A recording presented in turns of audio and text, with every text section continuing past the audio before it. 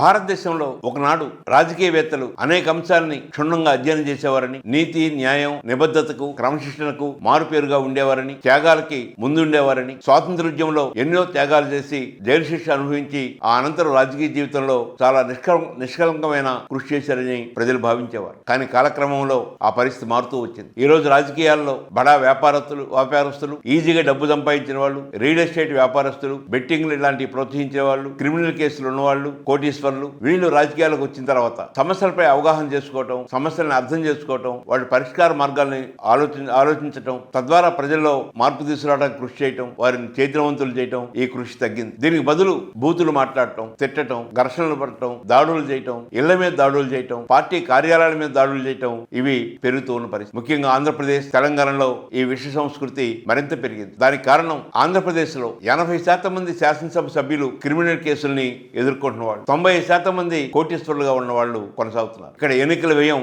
విపరీతంగా పెరిగింది. దాంతో ఆ పోగొట్టుకున్న డబ్బులు, ఎన్నికల్లో పోగొట్టుకున్న డబ్బులు గెలిచిన తర్వాత వాటిని పొందాలన్న ఉద్దేశంతో బెట్టింగ్లు ప్రోత్సహించడం, పేకాట్లు ప్రోత్సహించడం, మద్యం షాపుల్లో వాటాలు తీసుకోవటం, మద్యం షాపుల నుండి నెలవారీ మామూలు తీసుకోవటం, ఇసుక అమ్ముకోవటం, మైనింగ్ లో పాల్గొనటం, ఖనిజాలు అమ్ముకోవటం, రకరకాల కారణాలతో, రకరకాల ప్రయత్నాలతో డబ్బు సంపాదన ధ్యేయంగా ముందుకెళ్తున్న పరిస్థితి. పోలీసు వ్యవస్థని తమ చేతిలో ఉంచుకొని మేము చెప్పినట్టే వినాలనే షరతుతో వారికి కావాల్సిన ఎస్ఐల్ని, సిఐల్ని వారి నియోజకవర్గానికి తెప్పించుకొని వారి దగ్గర నుంచి 5 లక్షల నుంచి 10-15 లక్షల దాకా గుంజుకొని అనంతరం వారు చెప్పే వ్యవస్థగా పోలీసు వ్యవస్థని మార్చారు. ఆంధ్రప్రదేశ్ లో ఒకనాడు పోలీసు వ్యవస్థ అంటే చాలా బలమైన వ్యవస్థ అని, చాలా మంచి పేరు ఉండేది. కానీ ఈ రోజు దానికి పూర్తిగా పోలీసు వ్యవస్థ అంటే రాజకీయ నాయకుల కబంధ హస్తాల్లో ఉన్న వ్యవస్థ, ముఖ్యంగా అధికార పార్టీ నేతలు ఏం చెప్తే అది అమలు చేసే వ్యవస్థగా మార్చారు. ఈ నేపథ్యంలో గుంటూరులో జరిగిన అంబటి రాంబాబు ఇంటిపై దాడి గాని, లేక జోగి రమేష్ ఇళ్లపై దాడులు గాని, లేక ఈ రోజు ఈ లడ్డు ప్రసాదం అనే పేరుతో రోజు నిరంతరం సమస్య కాని వాటిని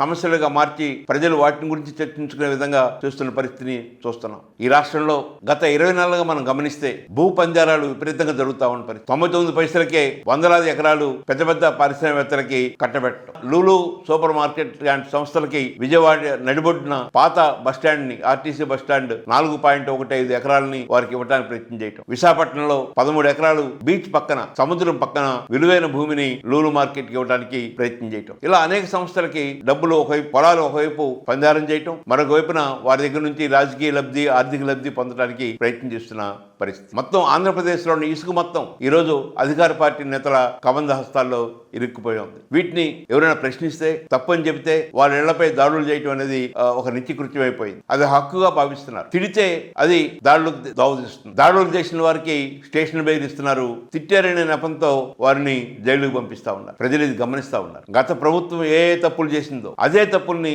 ఈ రోజు నేటి ప్రభుత్వం పునరావృతం చేస్తా ఉంది. గతంలో ఎన్టీఆర్ యూనివర్సిటీ పేరును తొలగించి వైఎస్ఆర్ యూనివర్సిటీ పేరు పెట్టడం, ఈ రోజు ఆచార్య నాగార్జున యూనివర్సిటీలో doctor YS Rajasekhara Reddy engineering కళాశాల పేరు మార్చడానికి ప్రయత్నాలు జరగటం, గతంలో రకరకాల దాడులు, ఆనాడు చంద్రబాబు నాయుడు ఇంటి మీద దాడి చేయటం కానీ, టీడీపీ కార్యాలయం మీద దాడి చేయటం కానీ జరిగితే ఈ రోజు అలాంటి దాడులే మరింత ఉధృతంగా జరుగుతున్న పరిస్థితి. ప్రజలు ఈ రెండు పార్టీలని అసహించుకున్న పరిస్థితి వస్తా ఉంది. రాజకీయాలంటే కొట్లాట్లు, ఘర్షణలు, తిట్లు, దాడులు అనే పరిస్థితి వస్తా ఉంది. కానీ మనం స్వాతంత్ర ఉద్యమంలో మనం చూసినా, స్వాతంత్రం వచ్చిన తర్వాత మొదటి 2-3 దశాబ్దాలు గమనించినా కూడా రాజకీయ నేతలంటే ఎంతో గౌరవం ఉండేది, అభిమానం ఉండేది, విశ్వాసం ఉండేది. కానీ అది తగ్గిపోతా ఉంది. ఈ పరిస్థితిని ప్రజలు ఆలోచించాలని, చైతన్యవంతులు కావాలని, జాగృతులు చేయాలని, ప్రజలు ప్రత్యామ్నాయ మార్గాల్ని, ప్రత్యామ్నాయ రాజకీయాల్ని, ప్రత్యామ్నాయ ఆలోచనల్ని పొందాలని, వాటి కోసం కృషి చేయాలని జన చైతన్య వేదిక కోరుకుంటుంది.